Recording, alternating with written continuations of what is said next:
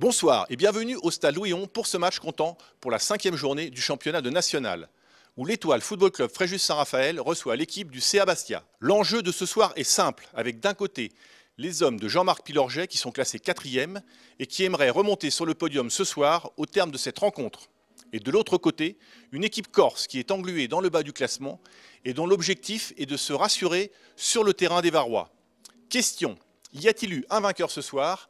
Réponse tout de suite dans ce grand format, filmé, réalisé et commenté par Sébastien Serrano. Un club pour tous, tous pour notre club. 5, 4, 3, 2, 1, 0. Le décompte a été fait, les joueurs peuvent entrer sur la pelouse dans une très belle ambiance ce soir au stade Louis-Hon de Saint-Raphaël. L'Étoile Football Club Fréjus-Saint-Raphaël qui accueille le CA Bastia. Et ça démarre plutôt bien dans cette rencontre avec un premier ballon pour Ben Méziane. La frappe légèrement écrasée mais qui manque de tromper le portier corse. C'est la première occasion de ce match, elle est donc à mettre au crédit de Ben Méziane. Bastia ne va pas démériter dans cette première période avec un ballon sur le côté droit. Le centre-tir très timide et qui n'inquiète pas Deneuve. C'était signé De Roire, mais De Roire qui manque légèrement ce centre. Très peu d'occasions dans cette première mi-temps, si ce n'est peut-être ce ballon dans la surface. Ben Méziane est trop court. Il ne se passe pas grand-chose. Peut-être sur ce corner avec cette nouvelle tête qui passe devant le but, cette fois-ci de Deneuve. Deneuve très peu inquiété. L'Étoile qui peine à se montrer dangereux dans cette première mi-temps. Attention tout de même à ne pas se faire surprendre avec un nouveau ballon dans la surface de réparation. Le débordement et la frappe et c'est arrêté par Deneuve. Superbe parade sur cette frappe de Guidiala. L'Étoile qui tente de procéder en contre avec Jean Dreda à l'entrée de la surface de réparation. Le centre tire une nouvelle fois. Ben Méziane dans la surface s'est écroulé. Ce sera tout dans cette première période entre l'Étoile Football Club Fréjus-Saint-Raphaël en manque d'inspiration et le CA Bastia bien regroupé qui tente de profiter de la moindre opportunité.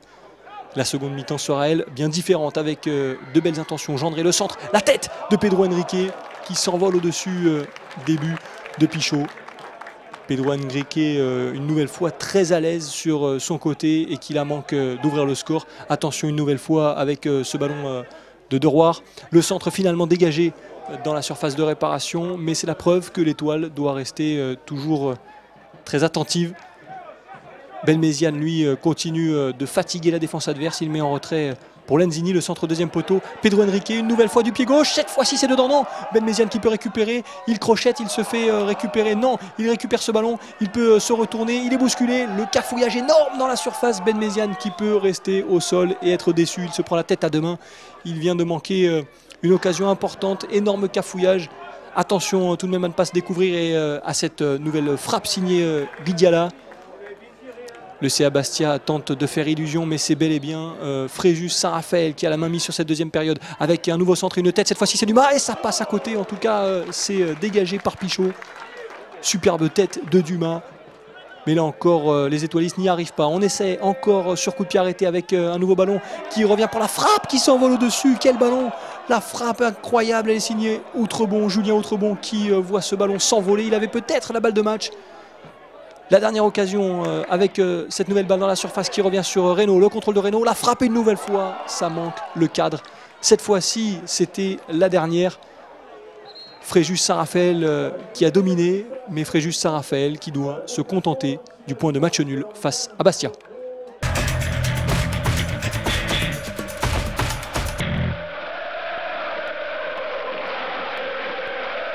Voilà, nous sommes avec Jean-Marc Pilorget. Alors Jean-Marc, dominer n'est pas gagné, on l'a encore vu ce soir. Hein. Oui, c'est exact. Mais je suis plutôt satisfait parce que honnêtement, on a fait une première mi-temps très très moyenne, très quelconque. On n'a pas posé de problème à cette équipe de Bastia qui était venue bien défendre et qui nous a pris plusieurs fois en contre. Donc on a frisé la correctionnelle en première mi-temps. On a réajusté un petit peu le truc en seconde période.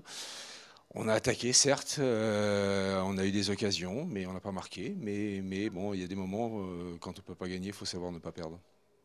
Puis là, donc gros déplacement maintenant sur Strasbourg. Vous êtes déjà projeté dessus? Non, absolument pas. Je viens de finir un match, donc non, je prends toujours le temps d'analyser, de savourer quand il faut savourer, un petit peu moins quand on n'a pas gagné.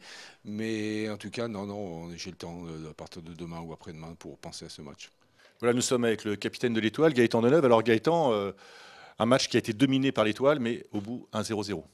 Ouais, je pense que chaque équipe a eu sa mi-temps. Bastia a eu la première et nous la deuxième avec beaucoup d'occasions, enfin quelques occasions franches.